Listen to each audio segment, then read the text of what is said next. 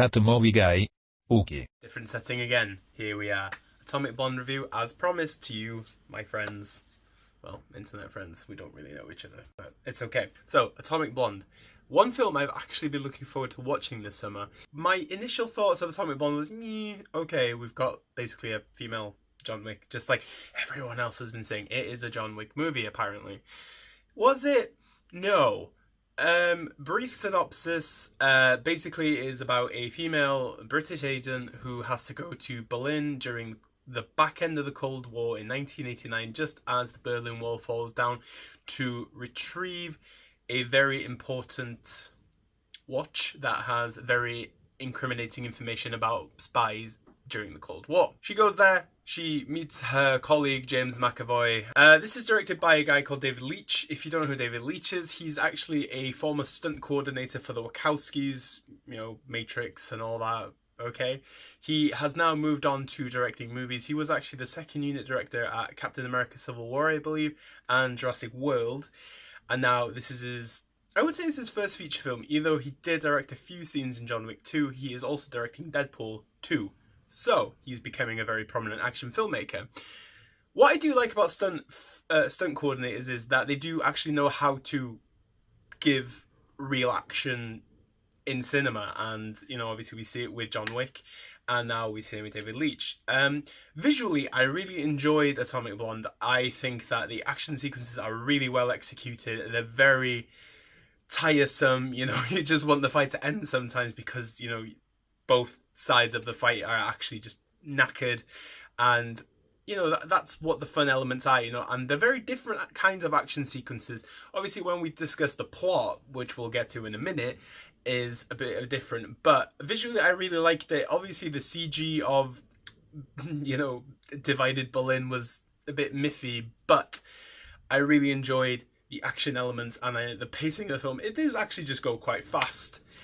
When it comes to the actual plot, though, it is very, very muddled. You kind of want to learn a bit more about people. You kind of want to learn why they're doing this, or what is going to be the consequence of what they're going to do. You don't really get that in Atomic Blonde. You just get the story that is the most un-John le Carré style espionage spy kind of movie. Even The Man from U.N.C.L.E. did a better job, but it doesn't really detract me from enjoying Atomic Blonde. It's just a bit messy and it needed a bit more fleshing out. It could have been 1,000 times more critically acclaimed movie if it did that. But if you're an audience viewer and you enjoy blood and violence and insane action sequences, then this is the movie for you. It was the movie for me. Do I really think that this is a very John Wick-esque film? No, there's not. It's just the lack of substance in the film. That is its main problem and it's its main flaw. Again, I will tell you, just go and watch it. Charlize Theron does carry this film a lot, in my opinion. She's really good at what she's doing. Her stunts are pretty impressive. She's sexy, she's alluring, she's a damn good actress anyway, and I think that she does really carry this role very well. I don't know if she gets confused herself, like what she's doing in this film sometimes, because it does confuse you a bit. So, you'll have to try and focus, because I gave about 110% to focusing to the narrative of this film, because I really didn't know where it was going sometimes. Unlike Tinker Tailor Soldier Spy, this is just, it felt like they wanted to go down that road of like this very thought-provoking espionage film, but with a lot of fun. They tried it and it didn't work, and that is a damn shame. But here we are. James McAvoy. I am not 100% sold on McAvoy in this film. I feel like I genuinely think that he came off Split and went into making this maybe a couple of months after having a break. But it was just a very McAvoy performance. It was just James McAvoy in a film, just like we're going to be seeing Ryan Reynolds and Samuel Jackson in Hitman's Bodyguard. They're just playing themselves, and that's what I felt like McAvoy was playing. It's nothing really exciting or anything like that. And then the other one I really actually enjoyed was Sofia Boutella, who you don't know was playing the mummy, or she was the lady with the Sword Feet in Kingsman. You know, I thought she gave a very interesting partnership with Charlize Theron in this film. Obviously, you know, it's pretty well known that there's hanky panky in this movie and, you know, stuff. So I enjoyed their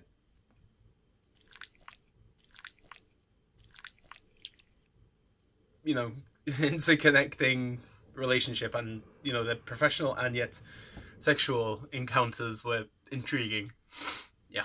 Otherwise, you know, you have Toby Jones, John Goodman, Eddie Marsan. Not very. They're just very two-dimensional characters. I did enjoy Bill Skarsgård's character, which I don't remember. He was like, he's kind of like Q. Basically, he was helping out Charlize Theron's character quite a lot in it. Obviously, he's done with Bill Skarsgård, and he will be playing It in September. So it's always worth just checking out the new talent that we will be getting in a few weeks' time. Otherwise, cast meh. The characters also, you know, I think it was just too muddled and messy for them to remember what the hell is going on. The soundtrack also, I really do like it, but I don't know, is it because I am a child of the 80s? Kind of gives you my age there, but I am a child of the 80s, the later 80s. Is it nostalgic that I enjoyed the soundtrack? No, I think it was a good hit, greatest hits of the 80s, but obviously it played two German pop songs, which I'm sure they could have played more if they wanted to, because obviously it was a very peak era for German, you know, pop music. So, you know, mein gut. I enjoy that element of it. Sometimes you did question like the approach that Leach actually had to the execution of the songs, but it was pretty cool to have some of the songs. Two David Bowie songs, but I didn't like the Cat People song in it because, you know, I feel like the only time Cat People has ever worked in a film is in Inglourious Basterds, when Sosjana is getting ready to kill all the Nazis in the cinema. Like, when that happens, you're just like, wow, okay, that's amazing.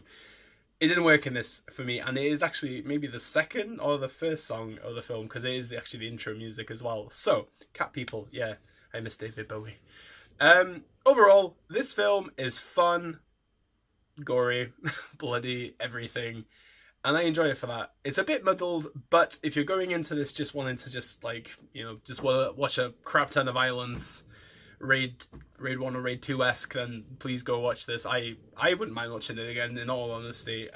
So guys, what did you think of Atomic Blonde? Let me know what you thought of it. If you want to go and subscribe, like, link, everything is below. Please talk to me. It would be nice. Tell your friends about me. That would be also interesting. I might even do a cooking show here one day. Cook and review. How does that sound? But all in all, guys, if you check out my letterbox as well, there is a few more new reviews. I've discussed Lady Macbeth already, but Tokyo Tribe, which I've just seen, I've just finished watching the miniseries of It with the Tim Curry version. Also, my review for Atomic Blonde is down here for you to see on my website, www.thatmovieguy.co.uk. So, danke, Diolch, gracias, merci, obrigado, arigato, mushi mushi. You go cook yourself some dinner now. Bye-bye. Okay.